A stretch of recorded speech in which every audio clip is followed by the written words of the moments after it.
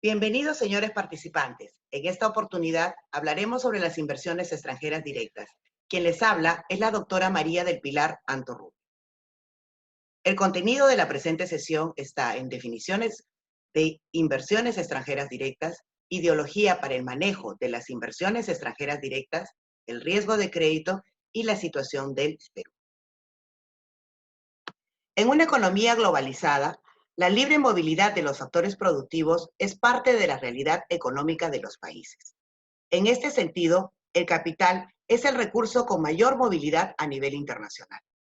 Sin embargo, el ingreso del capital a economías en desarrollo ha generado situaciones controversiales difíciles de controlar y que pueden derivar en crisis financieras.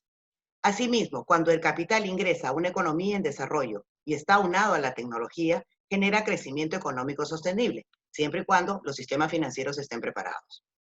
En la actualidad, se debe tener presente que las empresas desean controlar sus operaciones extranjeras, de tal forma que puedan lograr sus objetivos en un entorno que garantice sus inversiones, es decir, donde el riesgo sea mínimo. Podemos observar aquí las definiciones de inversiones extranjeras directas. Para la Organización Mundial de Comercio, ella nos dice que la inversión extranjera directa es cuando un inversor radicado en un país, el país de origen, adquiere un activo en otro país, el país receptor, con la intención de administrar ese activo. En la mayor parte de los casos, el inversor y el activo que éste administra en el extranjero son sociedades mercantiles. En este caso, el inversor suele conocerse con el nombre de sociedad matriz y el activo con el de filial o empresa afiliada.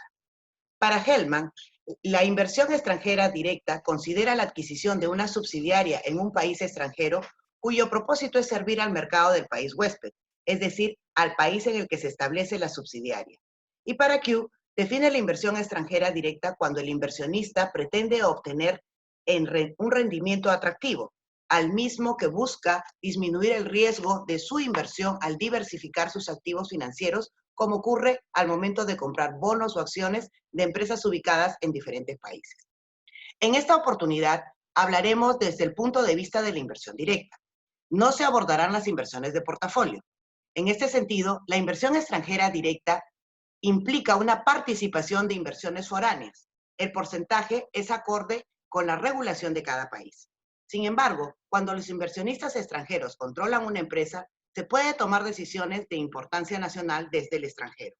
En este sentido, están más dispuestos a transferir tecnología y otros activos competitivos que aprovechan las ventajas comparativas de cada país y por lo general usan medios más baratos y rápidos para transferir sus activos.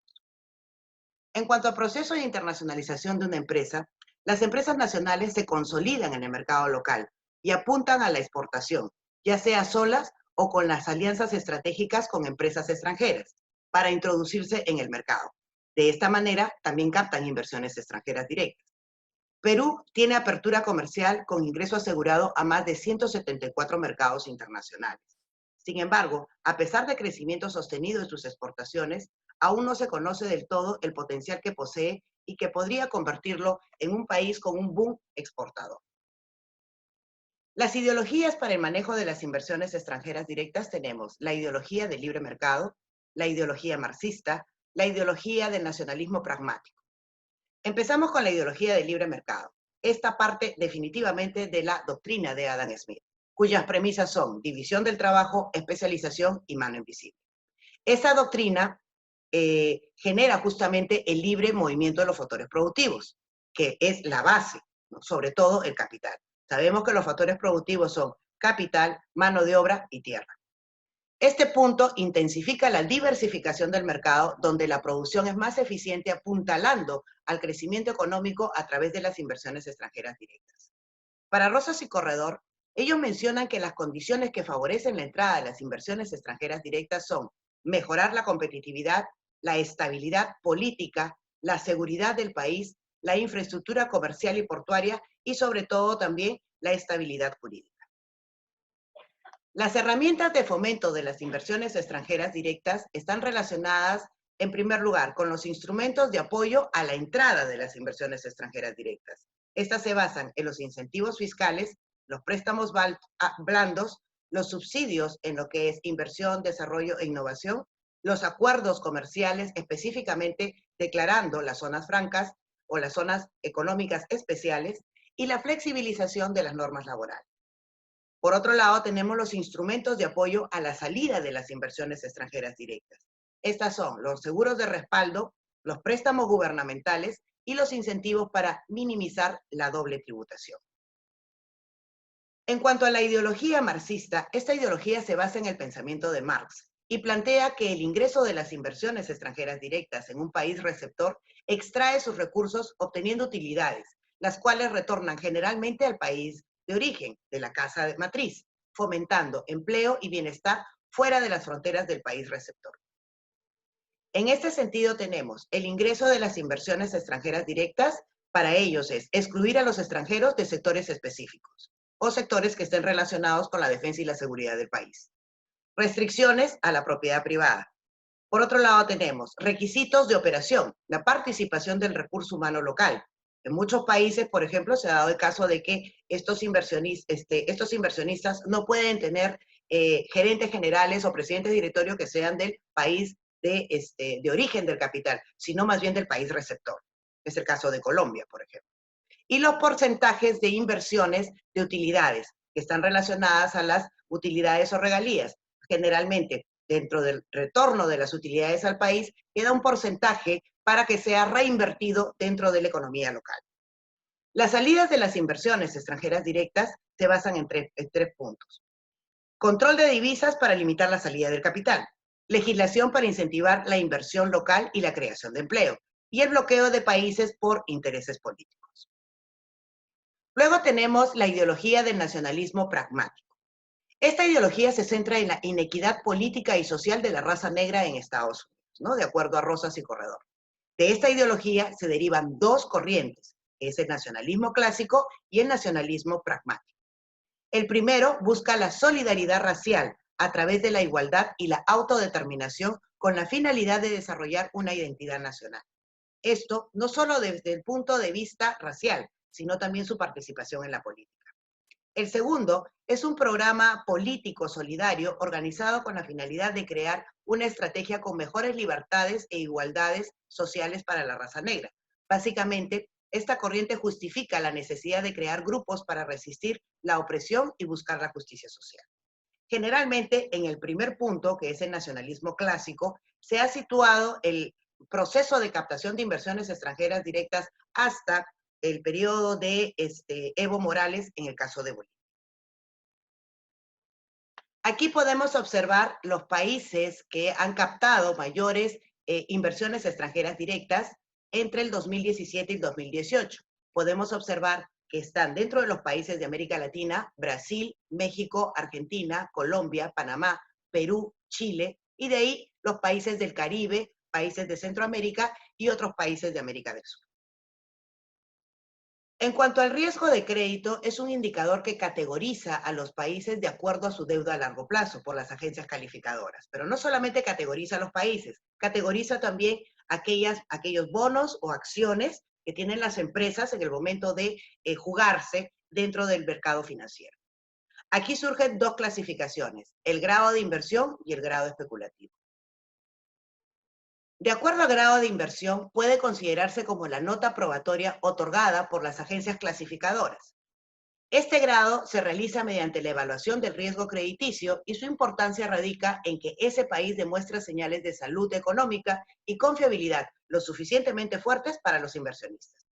Es decir, mejores condiciones en el financiamiento extranjero, generando un ambiente de negocios adecuado. ¿Qué indicadores se utilizan? Bueno, las evaluaciones utilizan dos tipos de indicadores.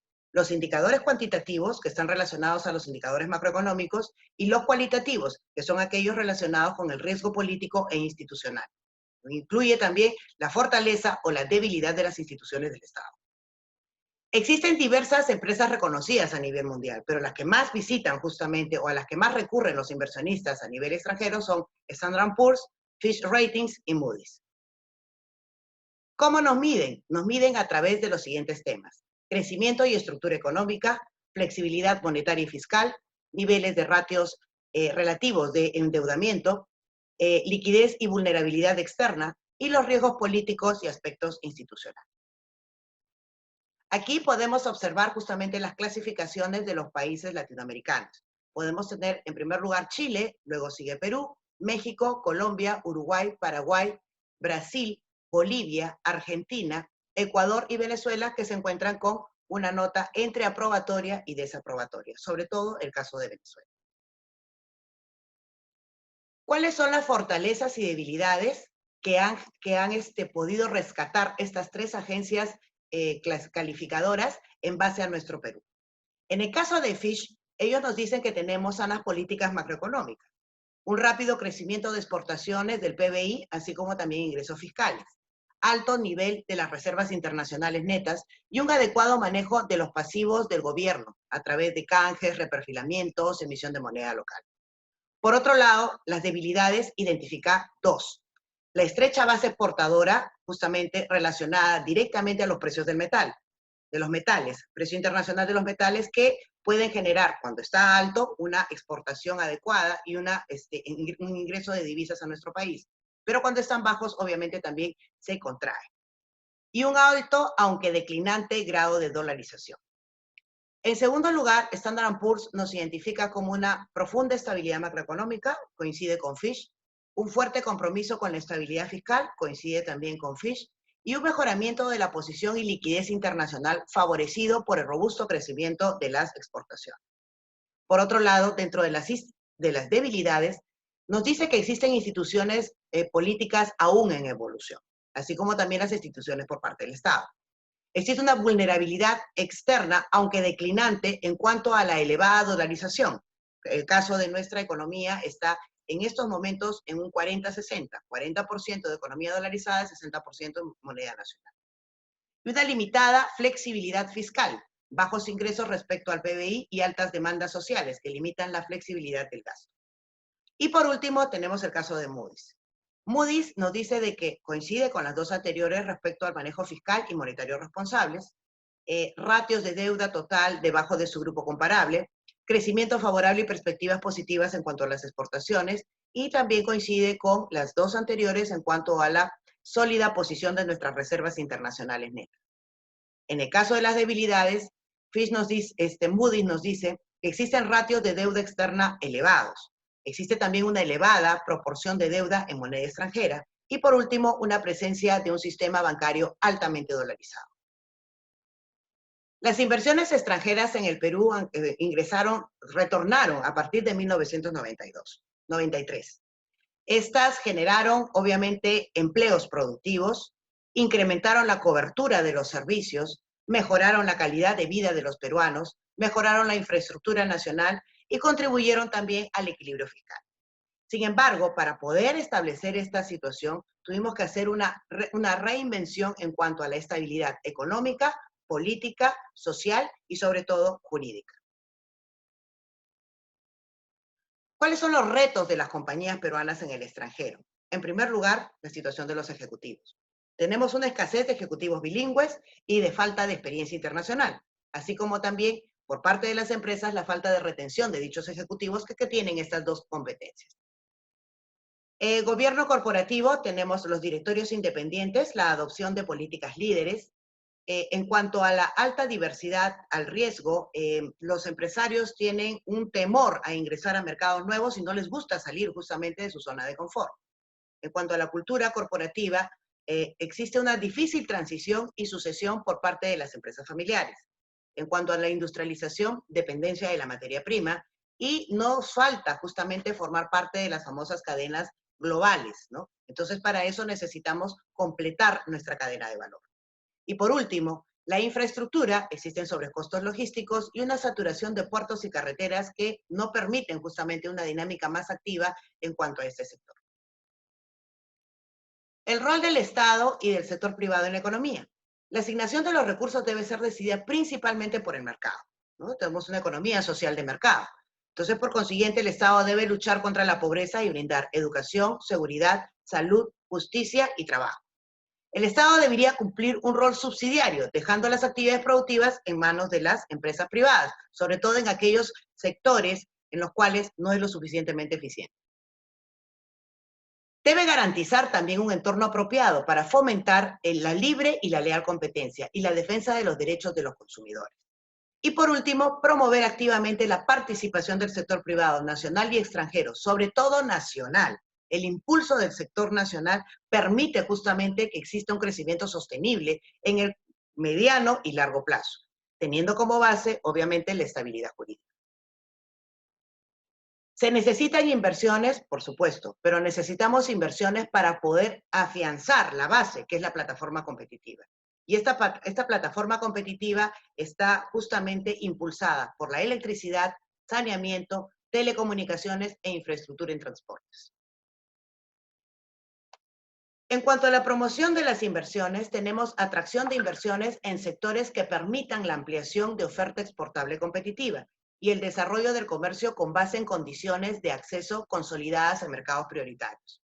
Debemos también direccionar la inversión extranjera directa hacia sectores que promuevan el desarrollo tecnológico, generen mano de obra y apoyen el proceso de descentralización, es decir, brindarle justamente estas facilidades también a las regiones para poder generar también su propio desarrollo. Consolidación y promoción de la inversión extranjera, de la inversión peruana en la región, Latinoamérica. Promoción de inversiones conjuntas con socios estratégicos seleccionados y reforzar la participación peruana en los grupos de inversión, sobre todo en la Alianza del Pacífico. Aquí podemos observar las inversiones extranjeras directas. Para el año 2019 cerramos en cerca de 7.000 millones de dólares y tenemos una tendencia, de acuerdo a esta emergencia sanitaria que se ha dado en el 2020, de ir reduciendo justamente esta captación de inversiones, que no es solamente el caso del Perú, sino que es algo que se está manejando a nivel mundial. En cuanto al saldo de las inversiones extranjeras, tenemos que nuestros tres principales países que se encuentran en invirtiendo en el Perú está Reino Unido, España y Chile, ¿ya? Han destronado a Estados Unidos, quien ha sido el tercer país inversionista, a pesar de que nuestro principal socio comercial, nuestro segundo socio comercial, pero las inversiones norteamericanas también se han reducido. Por otro lado, ¿qué sectores son los que han captado más inversiones? Tenemos el caso de la minería, las comunicaciones, las finanzas, la energía y la industria. Son los sectores que más han aprovechado justamente en la captación de inversión. Muchas gracias por su participación. Nos vemos.